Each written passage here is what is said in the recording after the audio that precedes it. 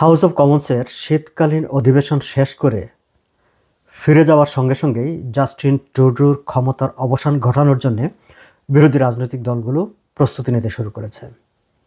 ইতিমধ্যে কনজারভেটিভ পার্টির new ব্রান্সউইকের MP Jonathan Williamson তিনি ঘোষণা দিয়েছেন যে তিনি অধিবেশন যেদিন প্রথম বসবে ২৭শে জানুয়ারি সেদিনই সংসদে অনাস্থা প্রস্তাব আনবেন জাস্টিন ট্রুডোর লিবারেল সরকারের বিরুদ্ধে।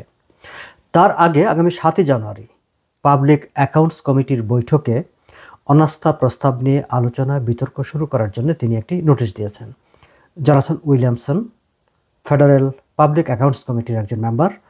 দর্শক, পাবলিক অ্যাকাউন্টস কমিটির কাজ হচ্ছে গভর্নমেন্টের আয় ব্যয় ফাইন্যান্সিয়াল অ্যাক্টিভিটিস ওভারসি করা। ৭ই জানুয়ারি এই অধিবেশনের অবকাশকালীন সময়ে পাবলিক অ্যাকাউন্টস কমিটির একটি মিটিং স্কেজুয়ালড আছে, নির্ধারিত আছে। জনাথন উইলিয়ামসন সেই বৈঠকে সরকারের প্রতি অনাস্থা জানিয়ে সেটি নিয়ে আলোচনা করার প্রস্তাব দিয়েছেন, নোটিশ দিয়েছেন। এবং তার এই নোটিশের কথা তিনি আজ এক টুইট বার্তায় জানিয়েছেন আজ সকালেই। পাবলিক অ্যাকাউন্টস কমিটির বৈঠকে বিতর্ক শেষে অ্যাকাউন্টস কমিটি এটি যদি পাশ করে, তিনি বলছেন যে তাহলে ২৭ জানুয়ারি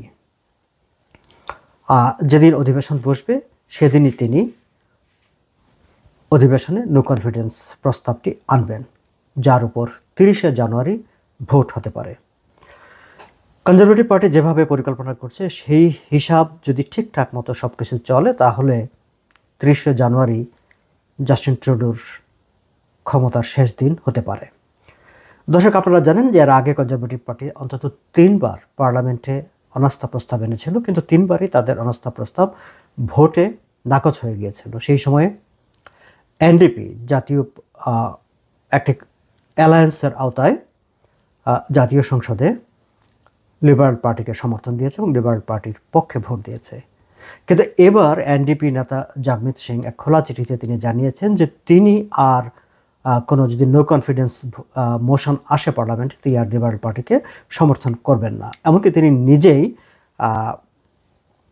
তিনি নিজেই অনাস্থা প্রস্তাব আনার চিন্তা করছেন, সেই রকমটি তিনি জাতিকে জানিয়েছেন।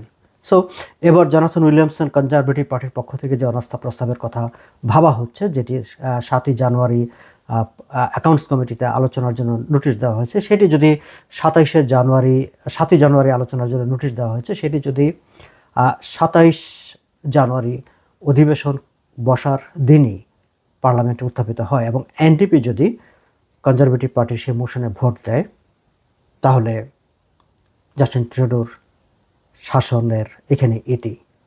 আর ইতিমধ্যে যদি এনডিপি যদি তার মতামত চেঞ্জ করে কিংবা লিবারেল পার্টির সঙ্গে কোনো সমঝোতায় পৌঁছে যায়, তাহলে অবশ্য ভিন্ন পরিস্থিতি। এখন অবশ্য দেখার বিষয় আছে যে লিবারেল পার্টি এই সম্ভাব্য পরিস্থিতি মোকাবেলা করার জন্য কি পদক্ষেপ নেয়। লিবারেল পার্টির অবশ্য বেশ কতগুলো চিন্তাভাবনা আছে। তার মধ্যে সবচেয়ে বেশি যে আলোচিত হচ্ছে সেটি হচ্ছে সংসদ প্রোরোগেশনে নিয়ে যাওয়া, সংসদকে একটি দীর্ঘ সময়ের জন্য কার্যক্রম স্থগিত ঘোষণা করা এবং তারপরে আবার নতুন করে সংসদ অধিবেশন শুরু করা। সেটি অনেকটা রিসেট বাটনের মতো, তার মানে পিছনের সব কর্মকাণ্ড বাতিল হয়ে যাবে এবং নতুন করে as if a new session has started. যাই হোক, সেই বিষয়টি নিয়ে আমি আলাদা করে আলোচনা করব। দর্শক, লিবারেল পার্টির ভাবনা চিন্তা কী, তারা কি করতে চাচ্ছে এবং আগামী দিনগুলোতে ফেডারেল পলিটিক্সের সম্ভাব্য যে সিনারিওগুলো, সেগুলো আমি আলাদা ভিডিওতে তুলে ধরব। আজকে আমি শুধু এইটুকু আপনাদেরকে জানিয়ে রাখলাম এই ভিডিওতে যে জাস্টিন ট্রুডোর বিরুদ্ধে অনাস্থা আনার প্রক্রিয়া শুরু করেছে বিরোধী রাজনৈতিক দলগুলো, বিশেষ করে কনজারভেটিভ পার্টি। তারই অংশ হিসাবে ৭ই জানুয়ারি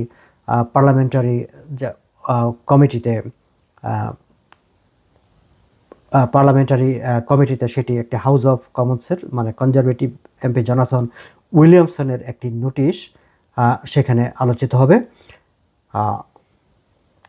পাবলিক অ্যাকাউন্টস কমিটিতে, এবং যদি সেখানে এটি পাশ হয় তাহলে ২৭শে জানুয়ারি পার্লামেন্টের প্রথম অবকাশ পরবর্তী প্রথম অধিবেশনেই নো কনফিডেন্স ভোট আসবে, যেটি তারা মনে করছেন যে ৩০শে জানুয়ারি সেটি নিয়ে সংসদে ভোটাভুটি হতে পারে। এখানে আরেকটি বিষয় বলে রাখি, উনি তো সরকারি দলীয়, এখানে আরেকটি জিনিস বলে রাখি যে বিরোধী দলের যদি কোনো নোটিশ আনতে হয় তাহলে সেটি তাদেরকে যে দিনটি নির্ধারিত থাকে বিরোধী দলের জন্য, সেই দিনটিতে কেবল তারা নোটিশটি আনতে পারেন। এখন নট নেসেসারিলি যে 27শে জানুয়ারি যেদিন অধিবেশন বসবে সেদিনই বিরোধী দলের নোটিফিকেশনের কোনো স্কোপ থাকবে, সেটি নিয়ন্ত্রণ করে হাউস লিডার, সরকারি দল। ফলে সরকারি দল যদি মনে করে যে তারা পুরো জানুয়ারি মাসে কিংবা আরও একটি সময় পর্যন্ত বিরোধী দলকে কোনো ধরনের নোটিশ আনতে দিবে না, তাহলে অবশ্য এই নো কনফিডেন্স আসাটা বিলম্বিত হতে পারে বলেও অনেকে মনে করছেন। যাই হোক, আমি সেগুলো নিয়ে বিস্তারিত আলোচনা করব পরের ভিডিওতে। আজ এই পর্যন্তই, ভালো থাকবেন।